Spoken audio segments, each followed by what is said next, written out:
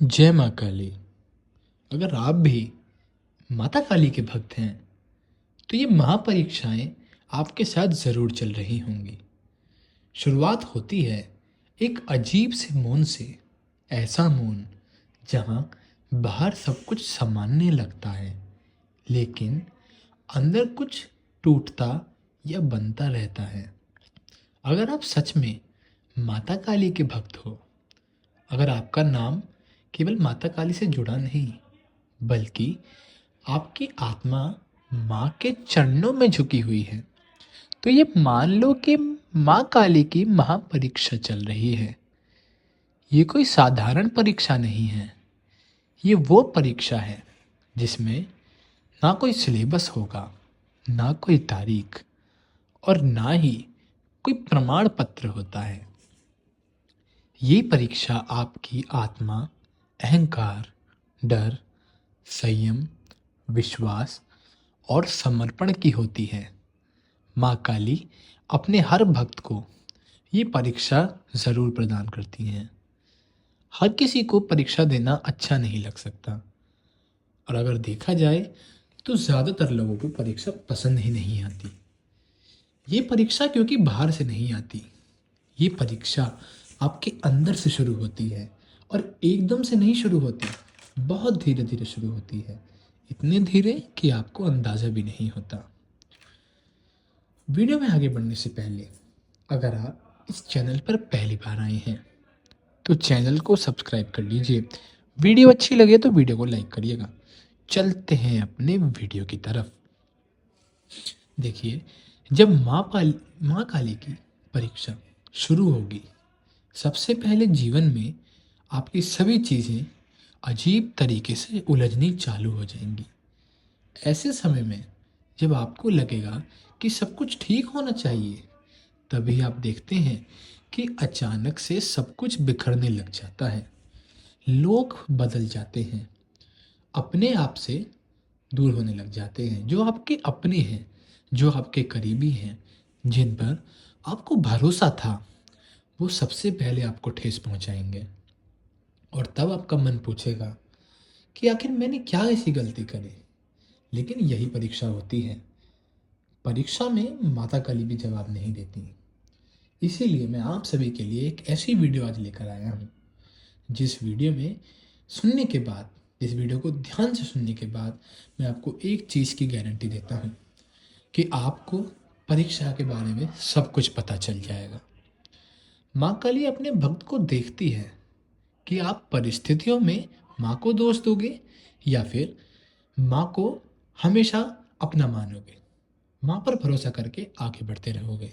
अगर आप शिकायत करने लग जाते हैं तो परीक्षा और कठिन हो जाती है, और अगर आप चुपचाप सह लेते हैं तो आपको समझ लेना है माँ आपको देख रही है। अचानक मन का टूट जाना। देखिए, इस महापरीक्षा के समय आपको ऐसा एहसास ज़रूर होगा जब बिना किसी कारण के आपका मन अंदर से टूटना चालू हो जाता है। हंसी आपकी बनावटी हो जाती है। भीड़ में भी अकेलापन महसूस होता है। रात को नींद नहीं आती, और आंखें बंद करते ही अजीब अजीब से विचार आपको आने लग जाते हैं। ये कोई मानसिक बीमारी नहीं होती या कोई कमजोरी नहीं होती। ये अहंकार के टूटने की प्रक्रिया होती है। माँ काली जब आपको ऊंचा उठाना चाहती है तो पहले आपके अंदर का घमंड, अपेक्षा और पहचान जो कि झूठी है, उसको पूरी तरीके से तोड़ देती है। क्योंकि जब तक माँ आपके अंदर पूरी तरीके से प्रकट नहीं हो जाती, ये चीज़ें अंदर रहती हैं। लेकिन जैसे ही माँ आपके अंदर पूरे तरीके से प्रकट होना चाहती है, फिर आप देखेंगे कि आप जो हैं इन सब चीज़ों से बहुत परे हो चुके हैं। अब बात करते हैं भक्ति में अगर सूखापन आ जाए। देखिए, भक्ति में एक समय ऐसा ज़रूर आएगा जब ना ही आपका जाप में मन लगेगा, मंत्र जो है वो पहले जैसा असर नहीं करेंगे, आरती करते समय आंखें अब नम नहीं होती। वो भाव जो आपका पहले था, वो प्रेम, वो समर्पण, वो इच्छा पूजा करने की जो आपके अंदर बहुत ज़्यादा थी, आप देखते हैं कि पहले से अब कम हो जाती है। और इसी समय में आप डर जाते हैं कि कहीं माँ आपसे नाराज तो नहीं है। लेकिन ये सबसे बड़ी भूल है। असल में माँ काली उस समय भावनात्मक सहारे हटा लेती हैं। वो देखना चाहती हैं कि क्या बिना अनुभूतियों के भी आप माँ को मानते हैं। अनुभव बंद हो जाते हैं तो आपको ऐसा लगता है कि आपकी जो साधना पूजा जो भी आप करते हैं उसमें कुछ गलती हो रही है।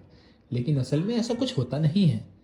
असल बात यह है कि उस समय माँ बस देख रही होती है कि अगर वो आपको कुछ संकेत ना दे तो क्या आप माँ की तरफ फिर भी ध्यान देंगे या माँ से मुंह मोड़ लेंगे। अब बात करते हैं डर का अचानक उभर आना। महापरीक्षा में डर अचानक प्रकट होता है।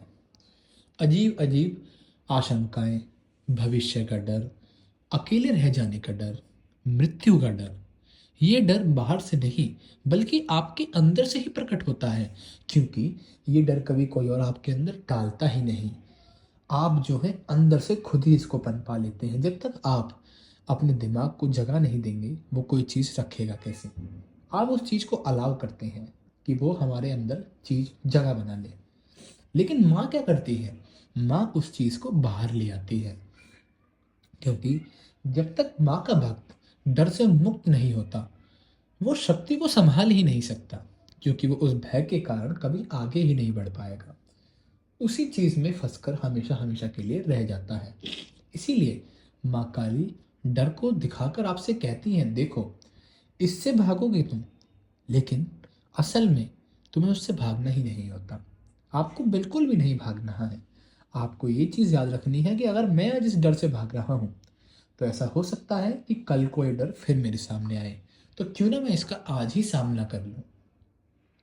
अब बात करते हैं अपनी सबसे कठोर परीक्षा की, जिसको हम बोलते हैं अकेलापन। जी हाँ, ये महापरीक्षा की सबसे पीड़ादायक अवस्था होती है अकेलापन।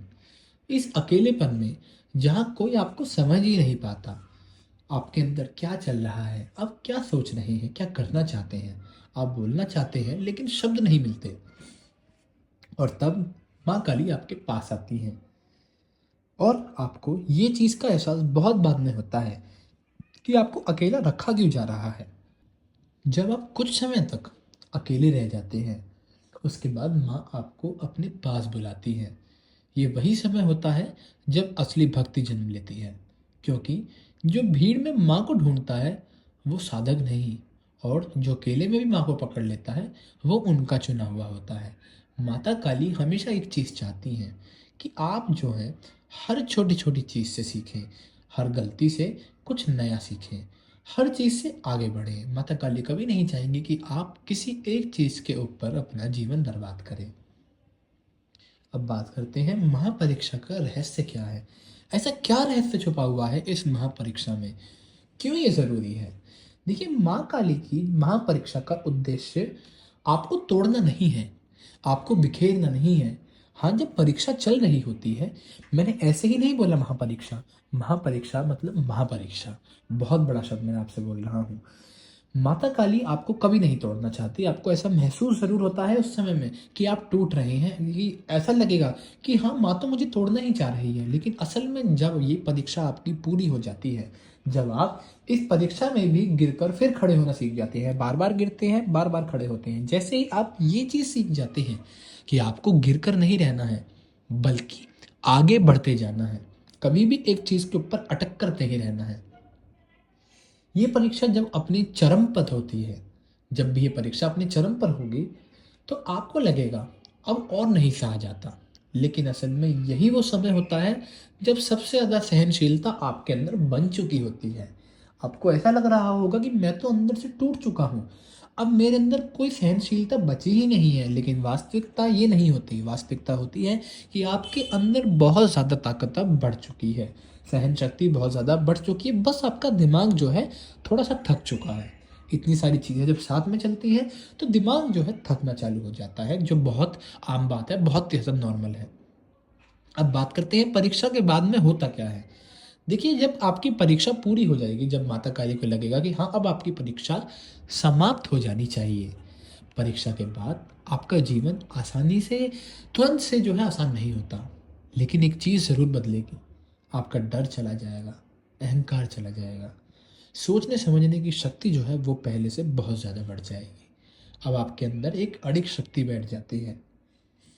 अंतिम सत्य है, अगर आप ये सब महसूस कर रहे हैं, अगर आपका जीवन उलट-पुलट हो रहा है, अगर मन टूट रहा है, फिर भी भक्ति नहीं छूटती, तो आपको समझ लेना है, आप असफल नहीं हुए, आप हारे नहीं हैं। आप माँ काली की महापरीक्षा में हैं और उसमें पास भी हो रहे हैं। अगर आपको भी लगता है आपके साथ महापरीक्षा चल रही है, तो कमेंट करके मुझे ज़रूर बताइएगा। वीडियो अच्छी लगी हो तो वीडियो को लाइक करिएगा। मिलता हूँ किसी और वीडियो में, तब तक के लिए जय माँ काली।